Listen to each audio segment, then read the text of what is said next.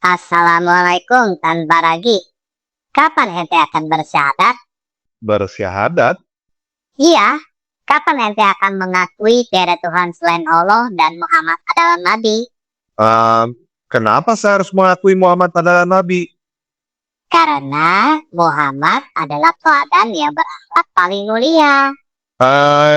Maaf dul, saya tidak bisa meneladani pernikahan di bawah umur, dan saya tidak menganggap perbuatan itu adalah akhlak yang mulia. Nabi tidak menikahi anak di bawah umur. Kamu bohong dul. Ada banyak hadis yang mencatat Muhammad menikahi Aisyah pada usia 6 tahun dan bersetubuh dengannya pada usia 9 tahun.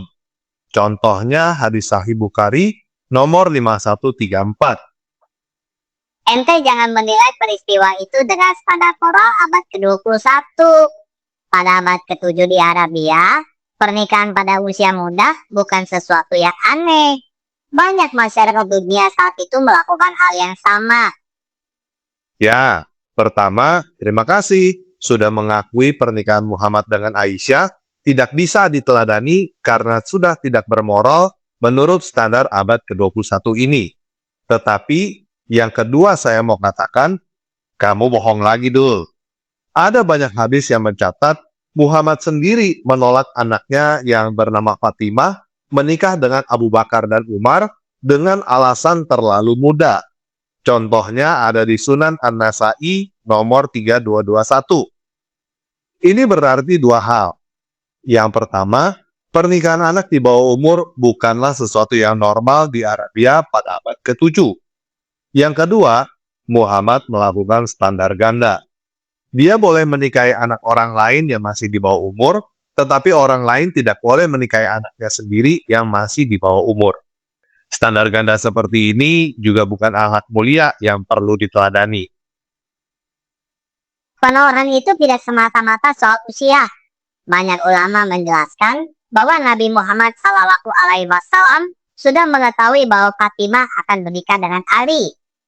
Jadi sekarang kamu mau berkata Muhammad adalah penipu yang tidak jujur.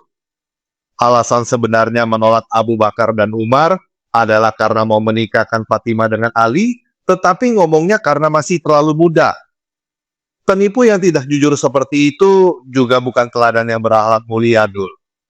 Lagi pula, jika Muhammad bisa tidak jujur kepada Abu Bakar dan Umar yang adalah sahabatnya, atas dasar apa kamu mengira Muhammad akan jujur kepada kamu? Nabi Muhammad tidak berbohong. Mungkin Fatimah memang terlalu muda, belum haid, tidak siap untuk menikah. Ayolah, Dul. Kamu mau menipu siapa? Sumber-sumber Islam memperkirakan usia Fatimah ketika menikah dengan Ali adalah sekitar 18 tahun. Berarti Abu Bakar dan Umar diperkirakan ditolak ketika Fatimah belum berusia 18 tahun. Anggaplah berusia 16 tahun. Apakah kamu mau berkata anak perempuan berusia 16 tahun tidak siap menikah karena terlalu muda dan belum haid, sedangkan anak perempuan berusia 9 tahun sudah siap tidak terlalu muda dan sudah haid? Mungkin itu mujizat. Aisyah sudah siap dan haid pada usia 9 tahun. Oh, mujizat. Bukan sesuatu yang normal. Jadi sekarang kamu sudah mengakui bahwa pernikahan Muhammad dan Aisyah tidak normal untuk standar abad ke-7 di Arabia. Muhammad adalah Nabi. Dia mendapatkan hak-hak istimewa dari Allah. Itu normal. Tidak, Dul. Itu tidak normal. Itu namanya standar ganda yang munafik. Mengajarkan, menetapkan aturan, tetapi memberikan pengecualian untuk dirinya sendiri. Dia melanggar aturan yang dia tetapkan sendiri dan menggunakan status sebagai alasan. Jika orang seperti ini kamu teladani, jadinya kamu akan menjadi orang berstandar ganda yang munafik juga. Kamu akan mengajar, menetapkan aturan, tetapi kamu sendiri akan melanggar, tidak melakukannya dengan berbagai alasan, termasuk menggunakan Allah sebagai alasan. Manusia dengan standar ganda yang munafik seperti ini tidak bisa ditetapkan sebagai standar moral. Tapi Muhammad adalah Nabi yang berakhlak paling mulia. Iya, Tadi kamu berkata Muhammad adalah nabi karena dia adalah manusia yang berakhlak paling mulia. Sekarang kamu berkata Muhammad adalah manusia yang berakhlak paling mulia karena dia adalah nabi. Ini adalah cacat logika yang disebut circular reasoning fallacy. Cacat logika yang kamu gunakan tidak membuktikan Muhammad adalah nabi dan tidak membuktikan Muhammad adalah manusia yang berakhlak paling mulia. Nabi Muhammad Shallallahu Alaihi Wasallam memaafkan musuh saat penaklukan Mekah. Begini dulu. Pertama, ada banyak pemimpin lain yang juga memaafkan musuh ketika perang. Yang kedua, itu adalah kebohongan. Sumber sejarah Islam sendiri mencatat bahwa tidak semua orang dimaafkan oleh Muhammad. Di antaranya Abdullah bin Khattab dan Mikyas bin Subaba. Nabi Muhammad Shallallahu Alaihi Wasallam sangat lembut dan tidak membalas hinaan. Pertama, saya sendiri juga sering sangat lembut dan tidak membalas hinaan. Yang kedua, itu lagi-lagi kebohongan, Dul. Sumber sejarah Islam sendiri mencatat, Muhammad membunuh para pengkritik dia seperti Ka'b bin Ashraf dan Abu Afaq. Nabi Muhammad Shallallahu Alaihi Wasallam hidup sederhana. Mempunyai banyak istri dan gundik bukan hidup sederhana, Dul. Banyak orang yang hidupnya lebih sederhana daripada Muhammad. Nabi Muhammad Shallallahu Alaihi Wasallam memberi makan kepada orang miskin, mendorong pembebasan budak, dan memperlakukan pelayan dengan baik. Banyak orang sudah melakukan itu sebelum Muhammad, Dul. Dan mereka tidak menikahi anak di bawah umur. Apalagi argumentasi yang bisa kamu sampaikan untuk membuktikan Muhammad adalah manusia yang berakhlak paling mulia? Sampai sekarang, kamu masih belum memberikan hal baru atau sesuatu yang istimewa sehingga Muhammad pantas disebut berakhlak paling mulia. Al-Quran. Nabi Muhammad mendapatkan wahyu dari Allah. Itu adalah bukti dia adalah nabi. Pertama, menurut sumber-sumber Islam, Muhammad bukan mendapatkan wahyu langsung dari Allah, tetapi dari Jibril. Yang kedua, tidak ada saksi Muhammad bertemu dengan Jibril. Tidak ada saksi yang melihat Muhammad mendapatkan wahyu dari Allah. Itu hanya pengakuan dari Muhammad sendiri.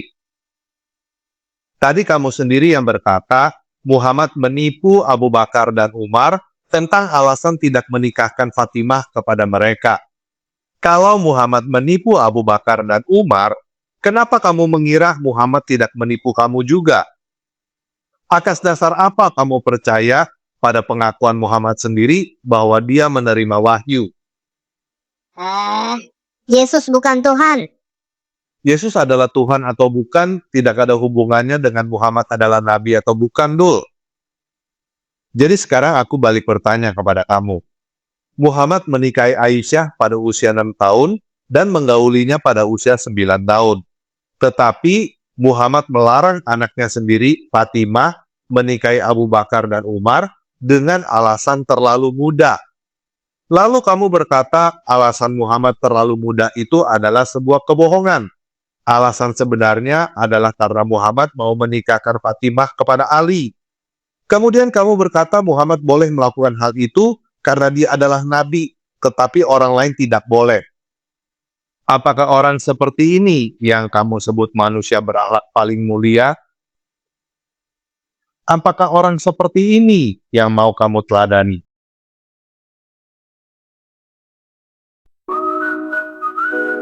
Tuhan menurunkan Allah kepada tentara dan para sahabat untuk membenarkan kitab-kitab sebelumnya, yaitu Alkitab.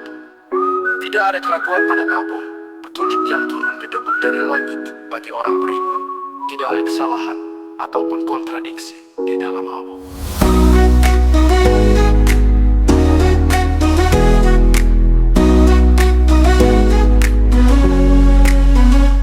Sesungguhnya agama yang diberkati Tuhan adalah agama kasih, dan umat yang dipilihnya adalah anak-anak damai. Maka bertobatlah kamu, wahai manusia, yang kelakuannya seperti keledai dungu yang sujud menyembah menghadap batu hitam. Berhentilah menyembah Tuhan palsu yang bukan pencipta manusia.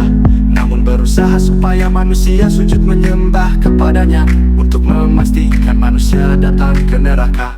Katakanlah, tidak ada Tuhan selain Yesus, dan tanpa lagi adalah utusannya.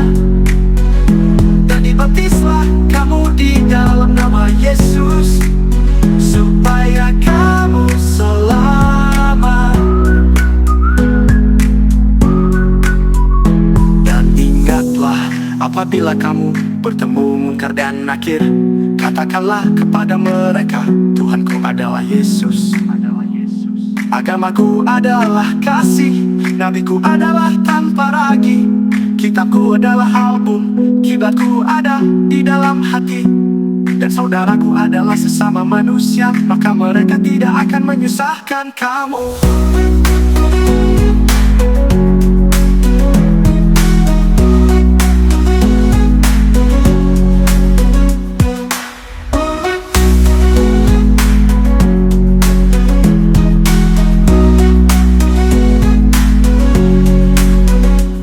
Sesungguhnya agama yang diberkati Tuhan adalah agama kasih, dan umat yang dipilihnya adalah anak-anak damai.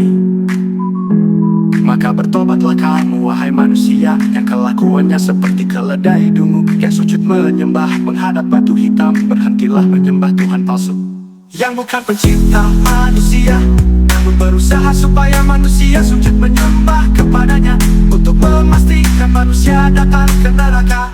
Katakanlah, tidak ada Tuhan selain Yesus, dan tanpa lagi adalah utusannya. Dan dibaptislah kamu di dalam nama Yesus, supaya kamu selamat.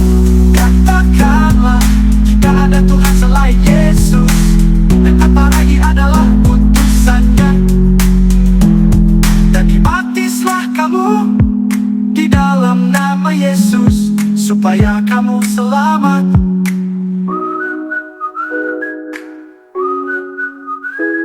Dan ingatlah, apabila kamu bertemu mungkar dan nakir, kata kepada mereka, Tuhanku adalah Yesus, agamaku adalah kasih, nabiku adalah tanpa ragi, kitabku adalah album, kiblatku ada di dalam hati, dan saudaraku adalah sesama manusia, maka mereka tidak akan menyusahkan kamu.